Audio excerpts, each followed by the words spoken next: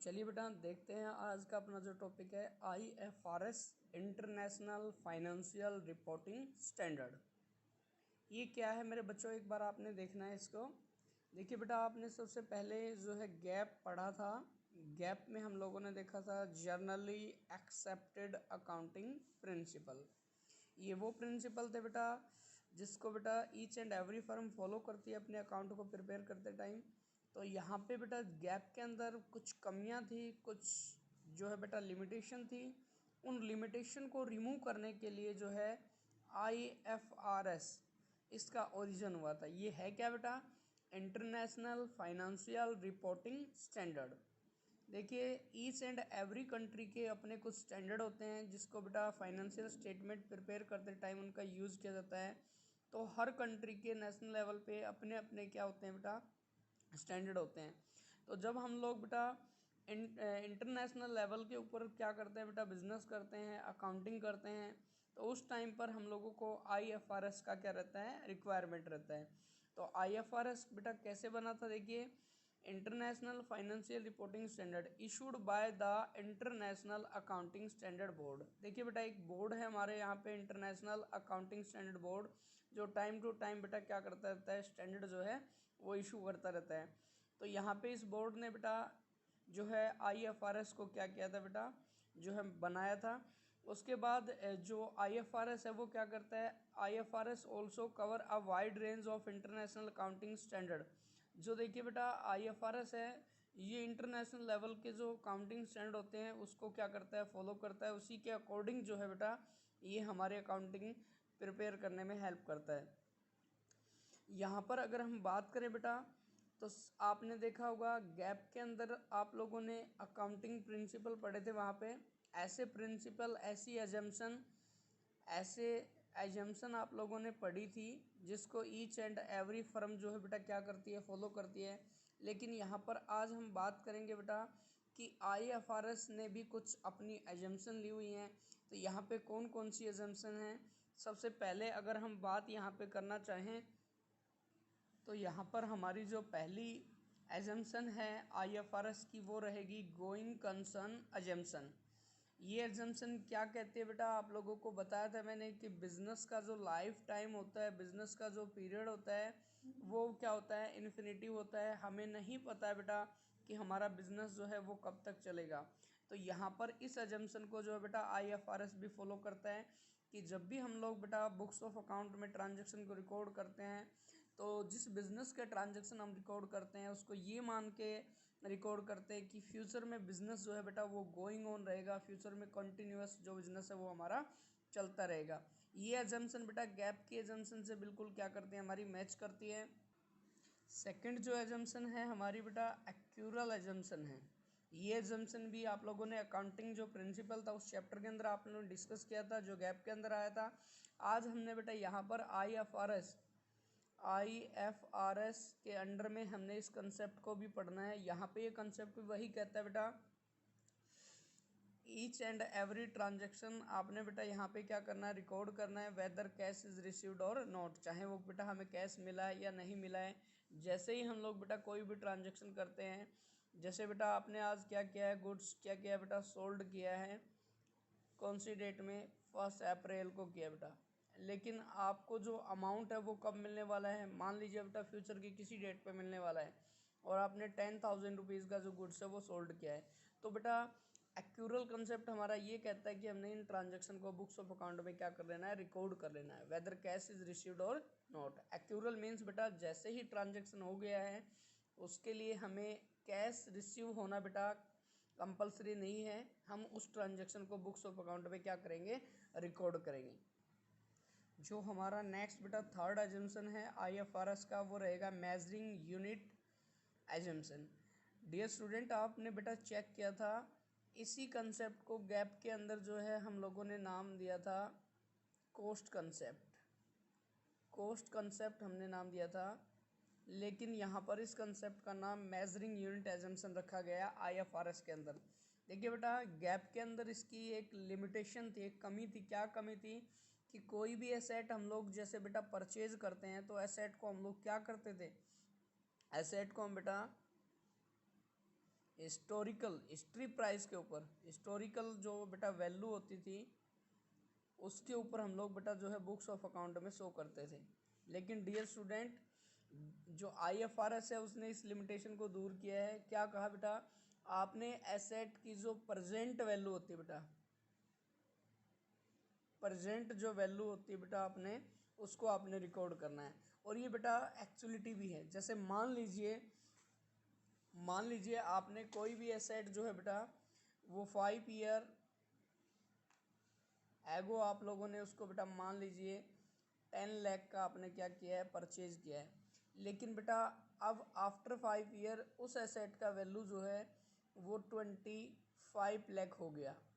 तो बेटा historical concept जो गैप के अंदर लिमिटेशन थी उसमें तो इसको हमने 5 ईयर आफ्टर भी जो है 10 लाख का ही रिकॉर्ड करना है। लेकिन बेटा मेजरिंग यूनिट एजम्पशन जो हमारी IFRS की है, ये एजम्पशन क्या कहती है, आज हमने एसेट की जो प्रेजेंट वैल्यू है, आज हमने प्रेजेंट वैल्यू जो है 25 लाख जो वैल्यू है, आज हमने उसको बुक्स ऑफ अकाउंट में क्या करना है, रिकॉर्ड करना है। और ये एक्चुअलिटी बेटा जो आज की हमारी प्रेजेंट वैल्यू है, फेयर वैल्यू है, उसी को बुक्स ऑफ अकाउंट में क्या करना चाहिए, रिकॉर्ड करना चाहिए। लास्ट हम बात करें इसमें एजम्पशन तो हमारा फोर्थ है कांस्टेंट परचेजिंग पावर एजम्पशन। ये एजम्पशन बेटा ये कहता है कि जैसे ही हमारी जैसे इन्फ्लेशन के दौरान मान लीजिए हमारी कैपिटल में क्या आता है, चेंज आता है, तो जो हमारी प्रेजेंट पावर है उसके अकॉर्डिंग हम लोगों ने अपनी कैपिटल को क्या करना है बेटा, एडजस्ट करना है। ये एजम्पशन हमारा यही कहता है।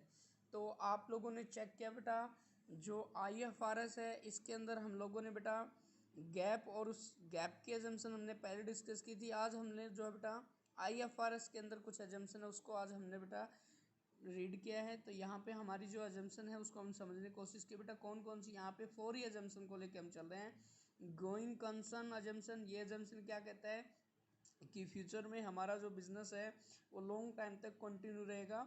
बिजनेस का जो पीरियड है वो बेटा इल डिफाइंड है, यानी बेटा हमें नहीं पता है कितने टाइम तक हमारा बिजनेस चलने वाला है। सेकंड हमने बात किया था बेटा एक्यूरल एजम्पशन। एक्यूरल एजम्पशन के अंदर बेटा हमने ट्रांजैक्शन को बुक्स ऑफ अकाउंट में रिकॉर्ड करना है, वेदर कैश इज रिसीव्ड और नोट, चाहे हमें कैश में बेटा मिला है या कैश हमें नहीं मिला, लेकिन हमने उस ट्रांजैक्शन को बुक्स ऑफ अकाउंट में रिकॉर्ड करना है। सबसे मेजर जो बात हमने यहाँ पे की थी बेटा वो हमने की थी मेजरिंग यूनिट एजम्पशन, जो कि हमने गैप के अंदर कोस्ट कंसेप्ट या हिस्टोरिकल कंसेप्ट के अंडर में रीड किया था। तो ये वाली जो बेटा गैप के अंदर एक लिमिटेशन मैंने आपको बताई थी, इसमें ये बताया गया था कि एसेट को हम लोगों ने ओरिजिनल वैल्यू पे, हिस्ट्री वैल्यू पे रिकॉर्ड करना है जिस वैल्यू पे आपने उसको परचेज किया था। तो गैप के अंदर हमने यही पढ़ा था कि अगर मान लो आपने 10 लाख का कोई सेट परचेज किया तो उसको 10 में ही रिकॉर्ड करना है। लेकिन ये एजम्पशन क्या कहता है बेटा, ये एजम्पशन कहता है कि हम लोगों ने एसेट को प्रेजेंट वैल्यू पे, जो प्रेजेंट वैल्यू आज का बेटा उस वैल्यू पे हमने रिकॉर्ड करना है। मान लीजिए 5 ईयर अगो हमारा 10 लाख का कोई भी बेटा हमने कोई भी एसेट परचेज किया था, मान लो बिल्डिंग ले लीजिए, ठीक है बेटा, तो आज मान लीजिए उस बिल्डिंग का वैल्यू 25 लाख है, तो आज हमने उसी को बेटा जो प्रेजेंट वैल्यू है उसी को आज हमने क्या करना है, रिकॉर्ड करना है। नेक्स्ट जो है बेटा हमारा हमने आज जो बताया आपको last, constant purchasing power assumption. इस एजम्पशन के अकॉर्डिंग बेटा अगर मान लीजिए इन्फ्लेशन के दौरान अगर हमारी कैपिटल जो है वो इंक्रीज या डिक्रीज हो गई, उसी के अकॉर्डिंग बेटा हम लोगों ने क्या करना है, अपनी कैपिटल को जो है एडजस्ट करना है। इन्फ्लेशन के अकॉर्डिंग बेटा हमने अपनी कैपिटल को क्या करना है, एडजस्ट करना है, हमने अपनी पावर को कांस्टेंट नहीं रखना है। तो ये एजम्पशन हमारा बेटा यही कहता है। अब हम बात करने वाले हैं बेटा, अभी मैंने कुछ टाइम पहले आपको बताया था कि हमारे को नीड क्या थी, ज़रूरत क्या थी IFRS की, नीड ऑफ IFRS। तो बेटा नीड के लिए मैंने आपको यही बताया था कि जो हमारे अकाउंटिंग प्रिंसिपल थे बेटा, जैसे गैप थे जिसको सभी लोगों ने जनरली एक्सेप्ट किया था, इन प्रिंसिपल के अंदर कुछ लिमिटेशन थी। और आज हमारा बिजनेस जो है बेटा वो नेशनल से बेटा इंटरनेशनल लेवल पे हमारा बिजनेस चला गया है। आज हम लोग ट्रांजैक्शन जो है वो ग्लोबली करने लग गए हैं। इसलिए हमारे को एक ऐसे सिस्टम की, एक ऐसे बोर्ड की रिक्वायरमेंट थी जो हमारी जो बेटा आज के टाइम में जो इंक्रीजिंग डिमांड है उनको फुलफिल कर पाए, यानी इंटरनेशनल लेवल के ऊपर जो हमारी डिमांड है उनको पूरा कर पाए। तो इसके लिए बेटा IFRS की हमारे को ज़रूरत पड़ी थी, इसलिए IFRS का क्या हुआ था, ओरिजिन हुआ था। IFRS बेटा मैंने आपको बताया था, ये किसने, इंटरनेशनल जो अकाउंटिंग स्टैंडर्ड बोर्ड है उसने इसको क्या किया था, इशू किया था। कुछ बातें अलग और भी हैं बेटा, लेकिन आपके सिलेबस में नहीं है तो हम लोग आपको नहीं बताएंगे, लेकिन सुन लीजिए बेटा। हमारा एक बेटा इंडेस AS यानी इंडियन अकाउंटिंग स्टैंडर्ड भी है, जो बेटा गैप और IFRS को मिला के, यानी कुछ बातें यहाँ से और कुछ बातें यहाँ से लेके ये बनाए गए हैं। तो ये अगर आप बेटा आगे CA की क्लास में जाएंगे तो वहाँ पे आप इनको सीख पाएंगे, लेकिन हमने बस इसके बारे में यही डिस्कस करना था। तो आई होप बेटा आप सब बच्चों को ये वाला टॉपिक जो है अच्छे से समझ आ गया होगा। तो इंटरनेशनल लेवल के ऊपर जो हमारी इंक्रीजिंग डिमांड थी उनको पूरा करने के लिए हमें ज़रूरत थी कि हमारे पास एक ऐसा बोर्ड हो, ऐसे स्टैंडर्ड हो जिसको हम बेटा सभी जगह पे इजीली क्या कर पाएँ, अप्लाई कर पाएँ।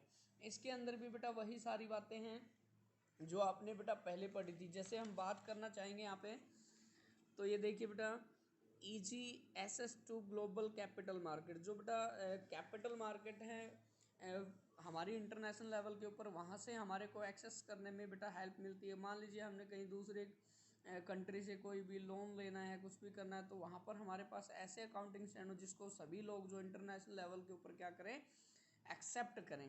ईजी मेक अ कंपेरिजन, अगर देखिए नेशनल लेवल के ऊपर हमारे सारे के सारे बेटा अकाउंटिंग एक स्टैंडर्ड बेटा किसके ऊपर, स्टैंडर्ड के ऊपर बनाए गए हैं, तो इजीली हम लोग उनका कंपेयर कर सकते हैं। नेक्स्ट अगर हम बात इसमें करना चाहें यूनिफॉर्मिटी, यानी बेटा अगर हमारी अकाउंटिंग जो है एक सेम स्टैंडर्ड को ध्यान में रख के बनाई गई है तो इजीली हम लोग क्या कर सकते हैं बेटा, कंपेयर कर सकते हैं। Lower cost of capital raise abroad, international level के ऊपर अगर हमारे अकाउंटिंग स्टैंडर्ड है बेटा तो वहाँ पर हम लोगों को कम कॉस्ट के ऊपर जो है कैपिटल रेज कर सकते हैं, यानी लोन हम अब्रॉड से ले सकते हैं।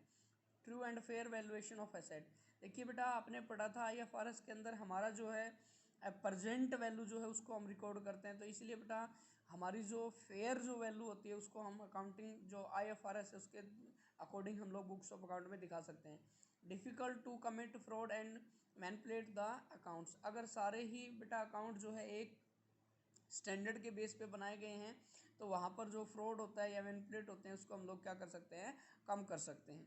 अगर हम बात करें बेटा बेनिफिट की, तो आप लोगों ने देखा होगा बेटा helpful to enterprise operating globally, global level के ऊपर हम अपने बिजनेस को ऑपरेट करने में काफ़ी क्या मिलती है, हेल्प मिलती है, तो इजीली हम वहाँ पे कर सकते हैं। हेल्पफुल टू इन्वेस्टर, जो बेटा इंटरनेशनल लेवल के ऊपर इन्वेस्टर होते हैं वो इन्वेस्ट करना चाहते हैं तो एक सेम स्टैंडर्ड है हमारे पास, वहाँ पे उनके साथ कोई भी फ्रॉड वगैरह नहीं होता, तो इजीली वो क्या कर सकते हैं, इन्वेस्ट कर सकते हैं, तो इन्वेस्टर के लिए बहुत ज़्यादा हेल्प मिलती है। हेल्पफुल टू इंडस्ट्री, देखिए इंडस्ट्री के लिए अलग अलग से बेटा अकाउंटिंग स्टैंडर्ड बनाए गए हैं, लेकिन IFRS जो है वो इंटरनेशनल लेवल के ऊपर बनाए गए हैं जिसको ग्लोबली सभी लोग क्या करते हैं, एक्सेप्ट करते हैं, तो इसकी वजह से बेटा इंडस्ट्री को भी काफ़ी हेल्प होती है। Lower cost raising fund, abroad से बेटा जो हम लोन वगैरह लेते हैं उसमें हमारी कॉस्ट जो है कम से कम आती है। उसके बाद है बेटा helpful to accounting professional, accounting professional will be able to provide better service in countries adopting IFRS, तो अकाउंटिंग प्रोफेशनल हैं IFRS को अडोप्ट करने के बाद बेटा अच्छी सर्विस जो है वो प्रोवाइड करते हैं। True and fair view, in IFRS based financial statement acts asset are valued on the concept of true and fair value, तो बेटा यहाँ पे हम लोग जो है अपनी फाइनेंशियल पोजीशन को ट्रू एंड फेयर दिखाते हैं।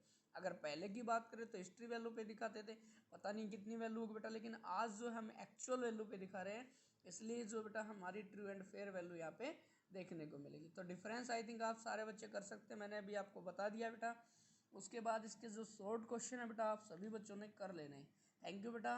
कल से हमारा न्यूमेरिकल पोर्शन स्टार्ट होने वाला है, अकाउंटिंग इक्वेशन चैप्टर है वो हम कल स्टार्ट करेंगे। थैंक यू बेटा, have a nice day, take care.